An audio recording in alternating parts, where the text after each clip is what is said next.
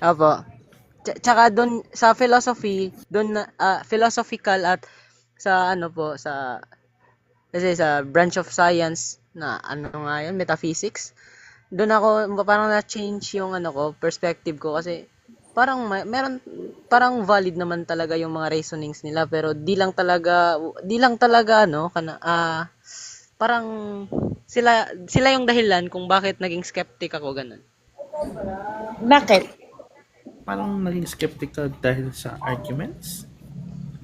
It could be like marami kasi ano, like questions na ang answers nila is more on metaphoric.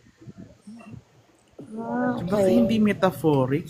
Metaphoric, ano ibig mo Paano sabihin na metaphoric ang Agree ka sagot nga ng nila? ano kasi kanina ko pa naririnig yun. Oo nga. Baka matulungan kita. Ano yung ibig mo sabihin ng metaphoric?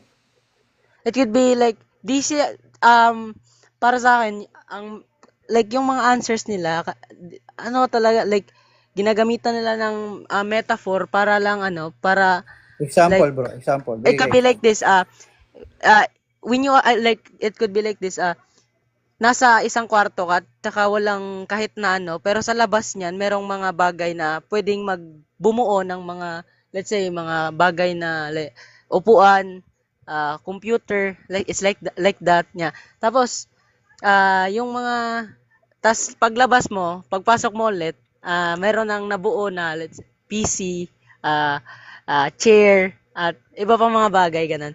Pero ano kasi di parang logic lang ay I don't know. Ganyan yung pag-define So ko ng parang, metaphor. tama ba ng pagkakaintindi ko? More on logic lang yung ginagamit, wala naman na-observe. Ganun Ano ba po? ibig sabihin? Ano siya eh, yun yung sinabi niya kanina na mas nagre-rely siya sa physical evidence kasi. Tama So, ba? yun nga, ang gusto ko intindihin sa pagkakaintindi mo, pag sinabi mong metaphoric, para bang gumagamit lang sila ng mga argumento pero wala naman sila napapakitang physical evidence. Tama ba yun? O mali? Parang ang hirap po kasi intindihin ng Tagalog eh. Pero yeah, parang ganun po. Parang ganon. Okay, i-ano natin na i-summarize natin. Tingnan mo kung tama yung view na to ha. Ang lahat lang ng bagay na masasabi nating totoo sa reality ay mga bagay na na-observe. Tama ba yun o mali yun? Mga bagay na na-observe lang. Like science. Yung Parang, science, na-observe niya lahat. Kung ano lang napaprove ng science, yun lang yung totoo. hindi eh. Parang, Hindi rin. parang mali. Mali. Ulitin natin. So, all truth are such that they are true because they are observed. Mali ba yung statement na yun? Lahat All ng truth. true, ang may kukonsidera mo na totoo sa realidad, ay mga bagay lang na na-observe or scientifically proven or Hindi observed. eh. Hindi rin. Hindi eh. Kasi, Okay. para sa akin, you can see, you cannot physicalize moral, I guess. Kasi, Very good. Very good. Oh, tama naman yan. You're in the right track. Tama naman yan. May nakikita ka mga bagay na hindi mo masabi, ay, hindi lahat. So, ibig sabihin, hindi natin lilimitahan na yung conclusion natin na walang Diyos dahil hindi natin siya na-observe. Tama ba? uy, oo nga. Damn. Tama ba yan? Tama ba yung pagkakaintindi ko na hindi dahil di mo siya na-obserbaran, hindi dahil hindi mo siya nakikita or na-observe, it doesn't mean that he does not exist. Very good. Tama Very ba? good. You are correct. Yes. Okay. Ah. Sa palagay mo, tama yan eh. Di ba? Para pa lang ano natin po, yung emotions natin. It's like that. Doesn't mean you cannot observe your emotion. It doesn't mean that you don't have emotion. Correct. Ikaw Tama ba may ako? sabi nga. Oh, nag-agree lang nga ako sa'yo eh. Ang galing nga ng pagkakaano mo eh. Agree ako sa'yo. Tama. Okay. Tama. So it means ang existence niya is it doesn't base on observation. It based on like the way you portray I mean, his character, ganyan po. Well, ano muna tayo dyan, medyo hinto muna tayo. Di ba? Ang sinabi mo, hindi porket hindi na-observe. Kasi ano ba yung mga na-observe? Yan yung matter dito Physical sa... bagay. Correct. Pag physical matter yan, di ba? Ang matter is something that occupies space and time. Yeah. Right? Occupies space. So, ang dinidescribe naman ng, for example, ng Christian God sa Bible, ang Diyos, sabi ni Jesus Christ, God is spirit. Hindi niya sinabing God is physical. So, natural lang na hindi siya nag-occupy ng space at hindi siya na-observe ng science. Tama ba yun? Tama po. Oo. So, ibig sabihin, yung paggamit natin, parang ganito, bigyan pa kita example. Ano ba yung mga measuring tool na alam mo? Yung mga panukat? Ano yung example Ano ng ba? mga Like Like- bacon, measuring ano tool? ba? Measuring tool. measuring tool, yeah. Ano ba, ano nga, Like thermometer. measuring sticks, like that, Okay. thermometer. Yung thermometer ba, tama ba na ipang-measure kayo ng timbang? Hindi eh. Kasi, Bakit? for, Bakit ano naman kasi hindi? siya, it's like, for, ano siya, heat or something. Or, Okay, let's very say, good. So, for temperature. very good. So, ibig sabihin, may angkop na tool para sa isang bagay na gusto mong i-observe. Tama? I-measure. Yeah. So, ngayon, tama ba o mali na i-measure ko ang isang immaterial gamit ang isang material tool na pang-measure lang sa material? Ano po ibig niyo sabihin? Ulitin ko ulit. 'Di ba? Ang tanong ko, tama ba na ang gamitin mong tool ay yung isang measuring tool na ang name-measure niya lang ay material, pero ang mini-measure mo naman immaterial. Tama ba 'yun? Nagma-match ba sila? Parang hindi eh. Oo, tama ka, hindi. Kasi katulad yan nung thermometer na parang gusto mo, halimbawa, tama ba yung i-measure mo si God using yung thermometer? If using thermometer, parang illogical siya. Correct. So, ganun din yung pag sinabi natin, kailangan makita ko si God. Teka muna, ano lang ba yung mga nakikita? Di ba yung mga matter? Yung mga physical? Yes. So, Okay. hindi na, so, baga, yung science is limited. Kung science ang gagamitin yung tool pang measure doon sa supernatural o metaphysical, then you are missing the point kasi hindi nga makaka-measure yun doon sa gusto mo i-measure. Gets mo? So yung logic mo po is ganito. Di mo kaya i-measure yung spiritual thingy sa physical na observation, ganun ba?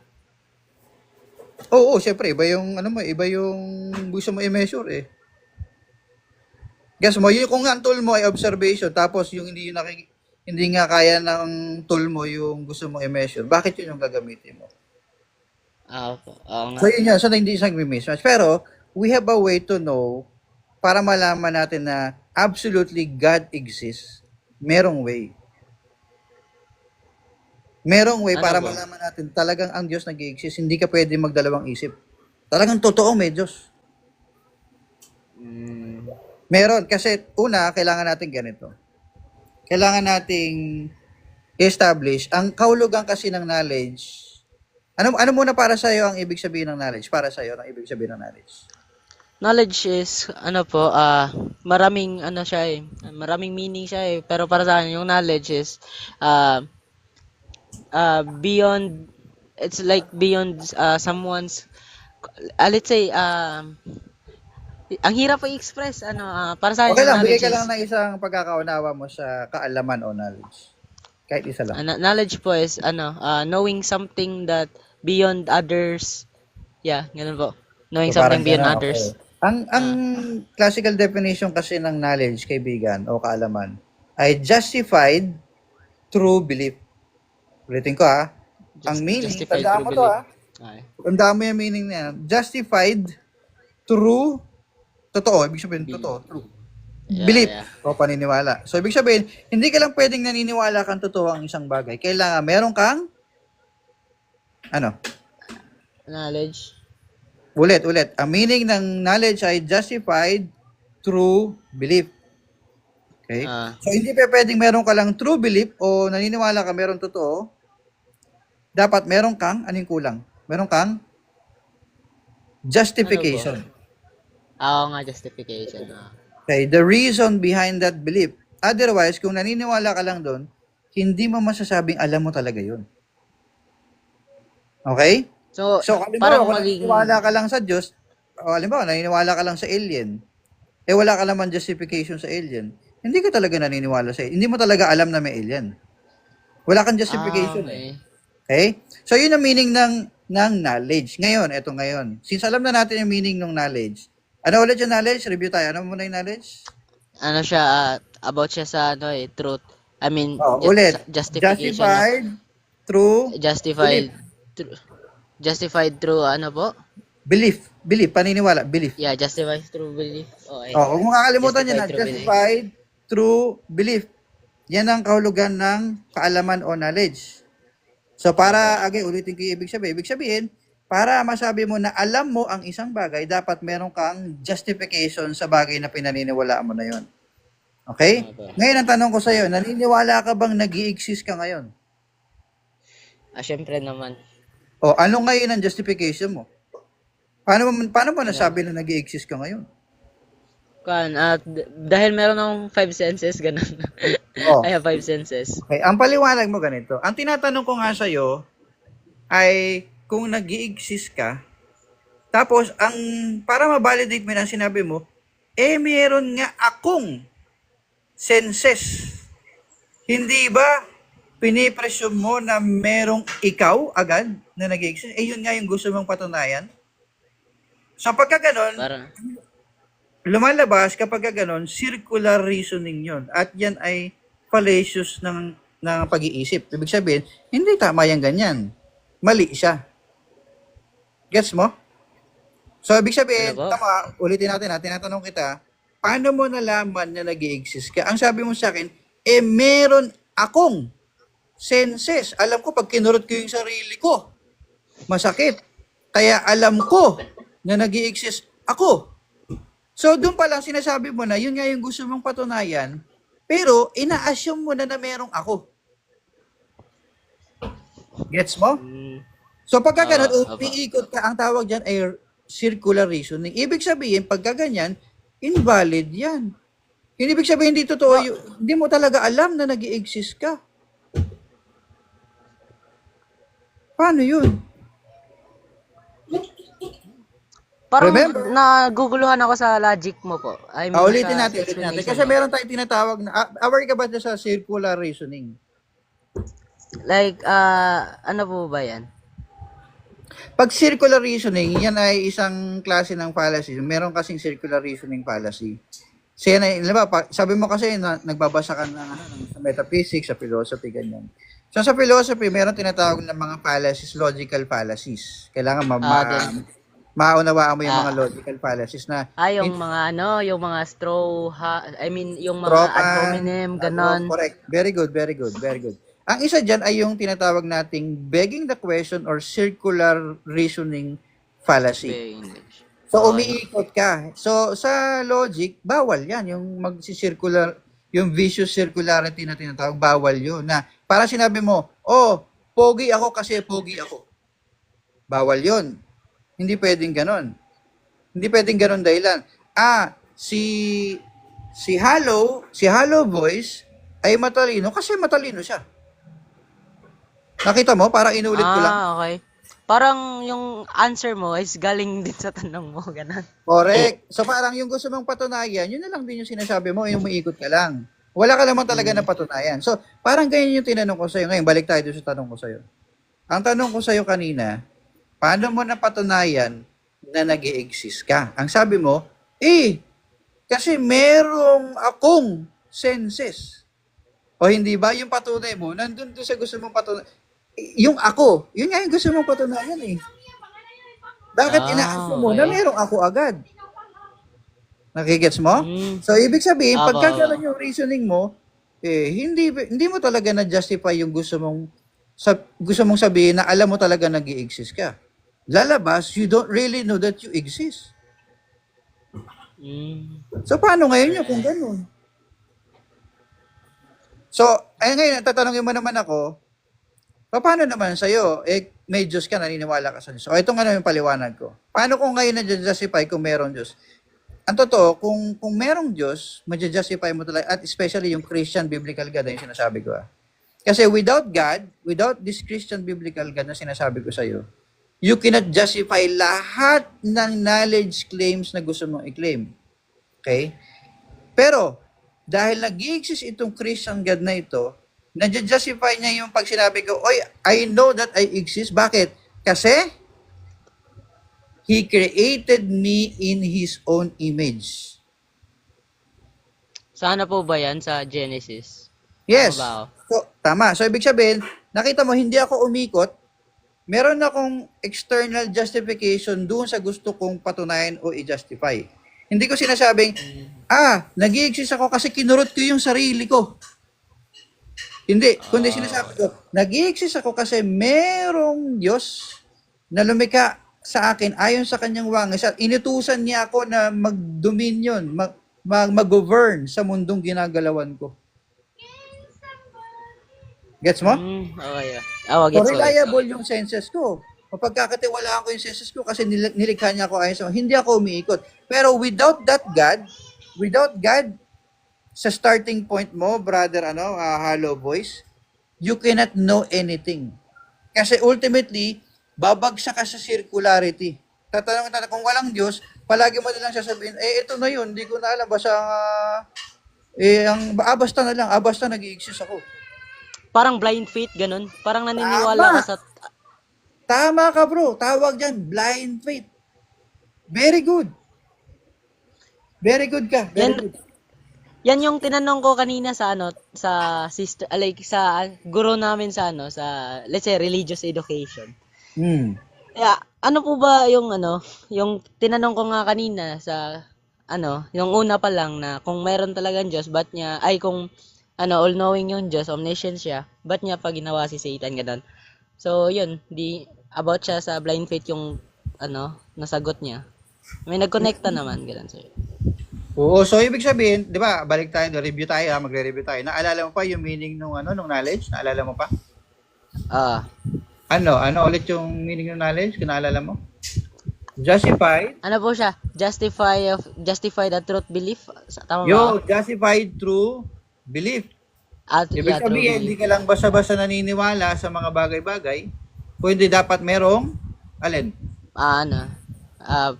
Let's say, mayroon kaya siyang justify or mayroon siyang mga factual na Very good. Kailangan ma-justify mo yung mga bagay-bagay na yun. At without God as a starting point ng lahat ng bagay na alam natin, wala tayong ma-justify. At even yung word na prove, even yung word na justify, even yung word na knowledge, lahat yan ay meaningless dahil parang naniniwala lang tayo na merong ganyan, merong meaning ang salita. Naniniwala lang tayo pero hindi natin siya ma-justify without circularity. Pero dahil merong Diyos, ma-justify mo ngayon yung mga kaalaman na. Yan yung sinasabi ko sa'yo na absolutely kaya kong patunayan sa'yo na meron talagang Diyos, hindi ka pwede magkamali. Kasi in the absence of God, wala kang ma-justify. Lalabas, you don't know anything. Yeah. like what that philosopher said that all I know is I know nothing. If I'm not mistaken, he is Socrates, like that. Oo, bro. So, yun nga, it's either, kasi ang problema, bro, ganito. Kahit yung ibang tao, alam na nila na magiging absurd yung worldview na ginagalawan nila o pinaniniwalaan nila, pinipili pa rin nila yung ganong absurdity. So, mamimili ka talaga dyan, it's either God or absurdity. Yung unreasonable ka ba o Diyos? Pero ang sinasabi natin, dapat piliin natin yung sa worldview na kung saan hindi ka absurd, hindi ka unreasonable. Kasi ikaw, nakikita ko, reasonable kang tao. Piliin natin yung meron Diyos na nag-justify ng lahat ng ating mga kaalaman. In fact, ang ginagawa lang ng tao, brother Hollow Voice. Hollow Voice na lang tawag ko sa'yo. Pero ano bang first name mo talaga? Just call me Zed na lang po. Z? Zed. Z. Si FT na lang tawag mo, FT. Alam mo ang totoo, bro. Sige. Ang ginagawa, ang totoo talaga, alam ng lahat ng tao talaga yung Diyos na meron talagang Diyos. pero pinipili lang nilang isuppress ang katotohanan. In fact, nasabi na yan sa Romans chapter 1. Hindi ko alam kung nagbabasa ka ng Bible, ano? Sinabi Yeah, I niya do, ni I do. Apostle Paul sa Romans chapter 1 na ang tao, for although they knew God, pero hindi nila pinasalamatan ng Diyos. Pero ang ginawa nila, nireject nila itong Diyos na to. Sinosuppress nila yung katotohanan. Hindi ko alam kung laro ka na ng bola sa swimming pool. Di ba yung bola, pagkapilit mo inilulubog, ano nangyayari doon sa bola? Tumataas. Tumataas, tama ka. Ganon din yung katotohanan. Kahit na anong pilit nating ilubog yung katotohanan, dahil sa mundong ginagalawan natin, dito sa gusto nating mga kaalaman na gusto nating i-justify, pilit na umiibabaw ang katotohanan na mayroong Diyos. Na kung walang Diyos, hindi tayo magkakaroon ng kaalaman. Pero dahil nga sa kasalanan ng tao, bro, ang ginagawa ng tao, pinipilit niya isupresyon. Pero ang kagandahan lang, bro, hindi tayo iniwanan ng Diyos sa kasalanan na yun. Kasi yung kasalanan na to may consequences, di ba? Kahit na lang dito sa mundong ginagalawan natin, bro, kahit sa magulang mo na lang, subukan mong mangupit. May consequences. Di ba? Pag sinaway mo yung Pero may parent mo, tanong- may consequence eh. O, itatapusin ko lang to, bro. Gusto ko lang ipakita sa itong gusto ko i-share. Napakahalaga kasi nitong i-share ko sa iyo. So, yung kasalanan ng lahat ng tao, meron din siyang consequence. Nang sabi doon, ang kabayaran ng kasalanan natin ay kamatayan. Eternal separation yan from God. Pero ang kagandahan lang, ang mabuting balita lang, hindi tayo iniwan ng Diyos dito sa kalagayan natin. Hindi tayo iniwan, no? Ang kagandahan sa napakabuti ng Diyos ang ginawa niya, bagamat napakabuti ng kalagayan ng kanyang anak doon sa langit, si Kristo, ang Panginoong Hesus. Bumaba siya rito sa lupa 2,000 years ago, siya'y nag-anyong alipin, namuhay ng may kabanalan at hindi nagkasala, at siya'y inalay ang kanyang buhay sa krus, namatay siya, para bayaran ang lahat ng kasalanan natin, at kung tayo'y magsisisi at mananampalataya sa Kanya, tayo ay papatawan at bibigyan niya tayo ng buhay na walang hanggan. Pag ginawa natin yun, bro, pag ginawa mo yun, bro, pag nagsisi ka sa kasalanan mo at humingi ka ng tawad sa Panginoon at nanampalataya ka kay Jesus, bibigyan ka, hindi ka lang niya bibigyan ng kapatawaran, hindi ka lang niya bibigyan ng buhay na walang hanggan, aayusin niya rin yung iyong kaisipan, yung iyong reasoning. At sabi rin sa salita ng Diyos, the fear is the beginning of knowledge. Pag tayo ay nagsimula ng i-acknowledge natin, yung takot naman doon, sinasabi doon, hindi naman yung parang tinakot ka na, parang may tinatakot ka. Hindi yan ang ibig sabihin nun eh. Ibig sabihin nun ay yung mataas na respeto o reverence. Yun ang ibig sabihin nun. Pag naintindihan natin yon, once na ma-acknowledge natin ang Panginoong Hesus bilang Panginoon ng ating kaisipan, aayusin niya yung kaisipan mo. At yan yung ino-offer ko sa iyo, bro. Huwag mong piliin yung worldview na absurdity. Piliin mo yung worldview na kung saan na nagbibigay sa iyo ng sapat na paliwanag sa kaalaman na meron ka.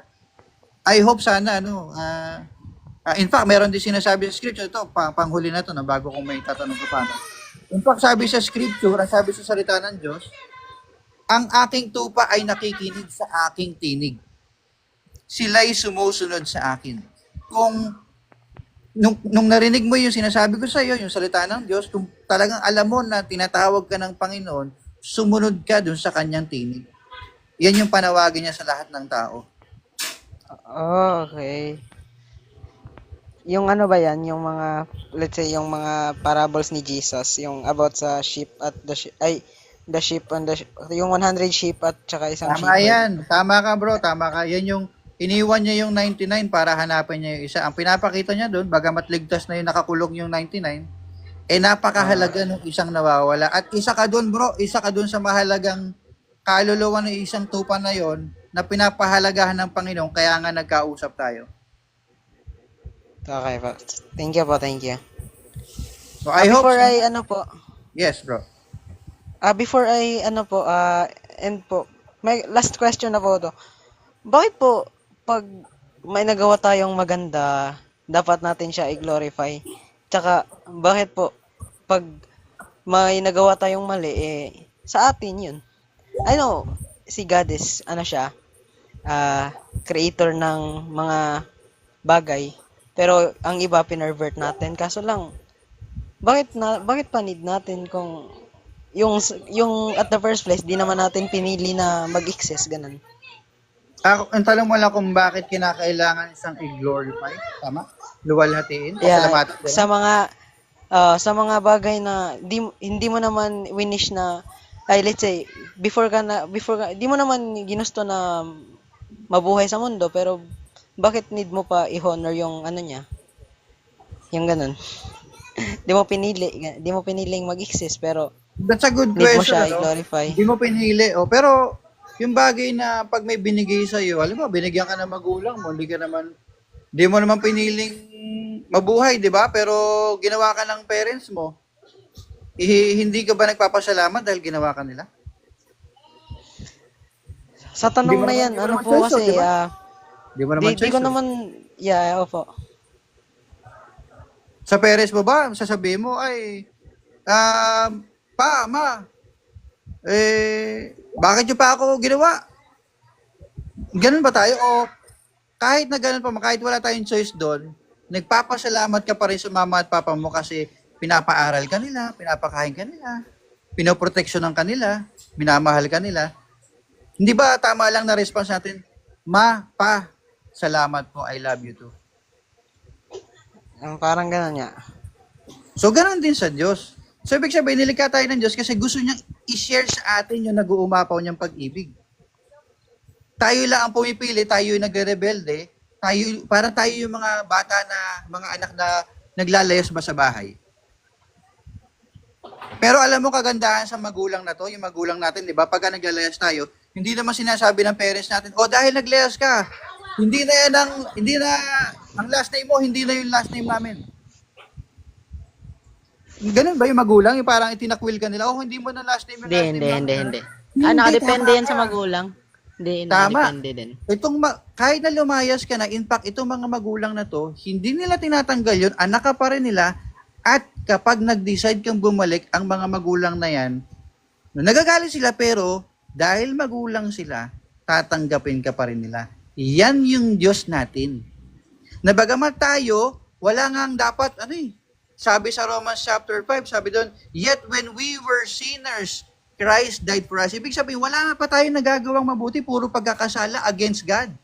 Pero, ang Panginoong Hesus, namatay siya sa atin kung saan hindi tayo karapat-dapat. Walang reason para tayo ay, mag-sacrifice sa atin yung anak niya. Ang ganda-ganda ng kalagayan ni Kristo sa langit, sinasamba ng mga anghel. Pero, hindi yun ang pumigil sa Kanya. Dahil nga, mahal na mahal Kanya at ako. Ganyang kabuti yung magulang natin ng Diyos natin. Kaya inaantay niya lang tayo na manumbalik tayo sa Kanya sa panawagan natin kasi nananawagan siya. Pag narinig natin yung Kanyang tinig, sumunod tayo sa Kanyang tinig. Uy, thank you, thank you, hello, boys, follow ka lang, mag-ano na lang kami, maghapon na kasi kakain na rin kami. Sige po, thank you po. Thank you, Sorry hello, na po, boys, natagalan kasi. Curious Okay talaga lang. ako eh. Thank you po. Parang Thank you. nasagot niya po yung mga nasagot niyo talaga yung mga tanong ko. Sorry po sa disturbo. Ay, hindi naman Salamat po, pang-istorbo yun. Masaya ako at nandito ka. Alam ko hindi to aksidente. Alam ko, pinlano to ni God para magkausap tayo. Parang ganun nga kasi di kasi parang kung di niya plinano, di siguro to di niya siguro ito. Di ko talaga to maririnig, ganun. Tama, bro. Salamat, bro. Follow ka sa akin para at least pagka nag-live ako. ulit, Labas na po. Sige po, Thank sige you, po. bro. Salamat, ha. Salamat. Thank you, bro. Salamat po. Ayan po. Dito pala si Sep. Yun, okay lang. Di ko kayo pinutol. Ang ganda ng conversation nyo eh. Ayo po. Purihin po. Amen. Praise the Lord. Glory to God.